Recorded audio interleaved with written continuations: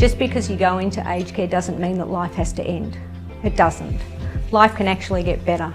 In my work environment and in my life, I need to be loved, I need to be supported, and I need to be enabled. So why is it any different for residents with dementia?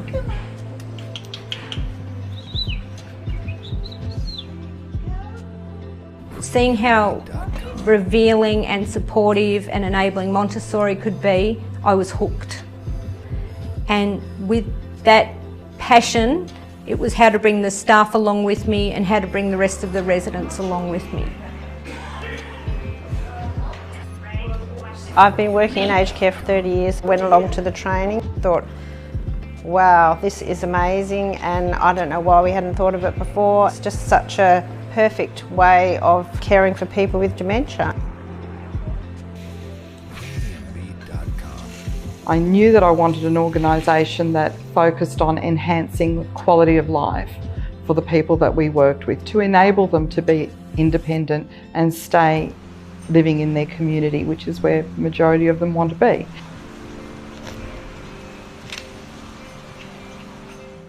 When a person is diagnosed with dementia, freedom of choice is often in jeopardy of becoming extinct, and decisions are often made on their behalf because it is assumed that they are no longer able to make decisions themselves. In a Montessori environment, we focus on the ability to give people true choice so that they are able to make those decisions for themselves. Maria Montessori left a very big legacy for the understanding of early childhood development. She thought it was important to make sure that the children had an active and meaningful role in the classroom, and she set up the environment to support the child. Although many of the techniques that we use in aged care were inspired by the work of Dr. Maria Montessori, there are definite differences between what we do with older people and what Dr. Montessori did with children and how she worked with children. It is about independence, meaningful engagement, high self-esteem, basically giving our elders a reason to get out of bed every day. I have had Montessori training for children before. I have taken one of them, and I never thought that could be implemented on aged care.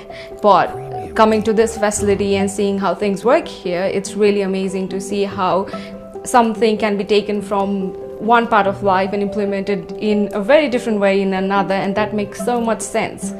Yeah. I've been in dementia units and I've never seen anything like this. It felt homely, it felt calm. Pretty much all of the other aged care homes that I've either worked in or the one my grandmother is in is completely different to the way we do things here. The way we do things here sets us apart. My grandmother's home, I walk in, it's very cold, there's no residents around, there's nothing happening, there's no colour, there's no life. I know a lot of people don't have choice in other facilities. I know that they don't know them, they don't know their name, they're known as a room number or a to assist. Good job, you're doing great. Got it for you?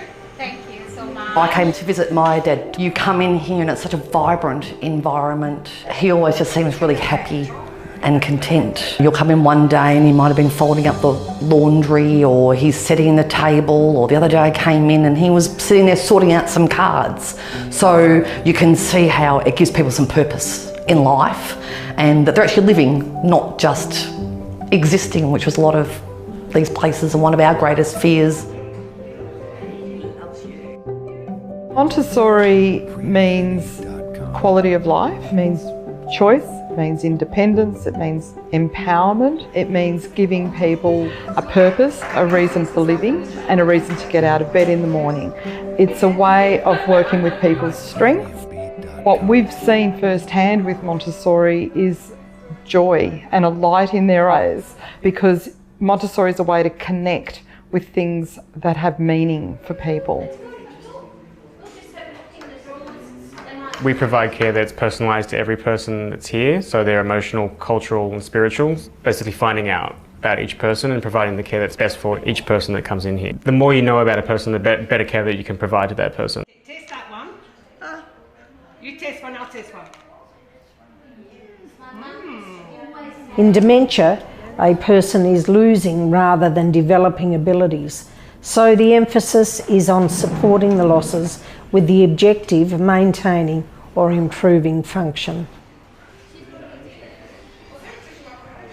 One of the key principles of Montessori are activities that meet people's needs. Their needs to be able to, as long as possible, for them to be able to eat and enjoy a meal and manage that on their own. Activities that match the movement of bringing a spoon to the mouth, and matching activities that enable me to continue to brush my hair myself, dress myself, go to the toilet, and activities are designed to continue those activities of daily living for as long as possible, building up someone's self-esteem and keeping them independent, and then watching the joy as they say, I did it and I did it myself.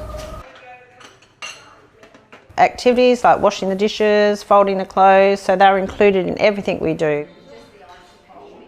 Sweeping the yard, setting the tables, filling the salts and peppers. Gardening, you know, a lot of people love gardening.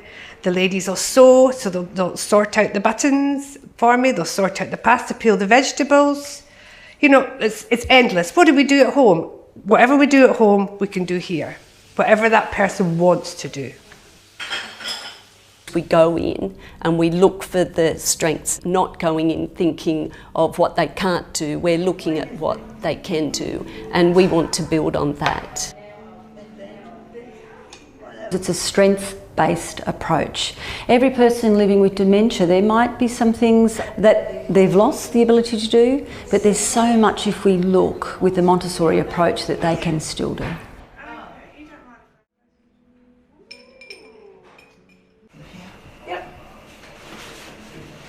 We had a lady who regularly helps us make the beds on the floor, and she enjoys that. She's meticulous. One thing that you notice when walking in here is we have a lot of signage, so whenever we want to have the resident interact with their space, we have signs everywhere telling them where everything is, so that there's not confusion about, you know, where they can find facilities or where they can do things independently. Everything is set up so they don't fail. Okay, we don't want them to fail. If a person needs a sign, they get a sign. The environment needs to be simple and labelled. The name badges, they're another thing that we use, which is great for residents. It connects people. I've heard people at the meal tables talking to each other and introducing themselves because they can see each other's names. The Montessori approach brings in task breakdowns, and it gives me the step-by-step of what I need to do. And cue cards. A person living with dementia no longer has the fact or the memory in here. We place it on the card so they can find it in the environment so they can manage their day. One of the key things with Montessori is that less reliance on psychotropic medications. As I see the need for those medications decrease, the more that Montessori approach is implemented. I ask the doctors to write them up for love and kisses before I ask them to write them up for antipsychotics.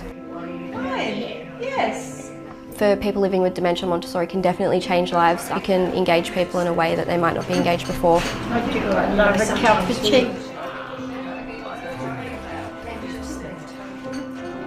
Attachment, commitment, community, belonging, it's all there. And it actually changes the staff's whole perspective of the resident because they actually look at them as much more deeply as people. I guess the best thing about working at Elizabeth Lodge, I walk in the front door in the morning, I see residents, I see life, I see happening, and I get to be a part of that.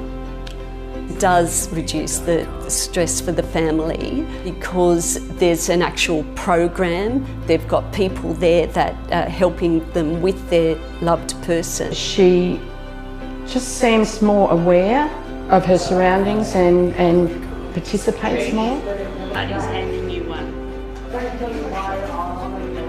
I just see families just are amazed at the changes that they see in the person. We have a lady that I'm caring for at the moment whose daughter said to me, I feel like I've got my mum back again. It's the most just thing we can do for the people we care for. Whenever there's a problem, whenever there is some issue that's arisen, whenever there is some crisis, it's like, all right, everyone, we have to regroup and go back to our core Montessori values.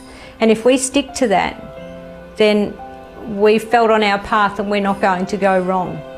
You know, we've had successful accreditations, we make budget, we're always full. I have a huge waiting list, and I put all of those down to just being this Montessori home full of love, joy, kindness and welcome. We just have to do it because that's the right thing to do, and there's no excuse for not doing it because it's absolutely possible and it's not even complicated. Montessori really is good for everybody, not just residents with dementia. I do what I do because I love it. I love to see a person coming alive. I love to see the change in them. I want to make their last chapter the best chapter. I want them to go out laughing. I want them to be alive, you know, not think that they're coming in here and everything stops. It just starts with Montessori.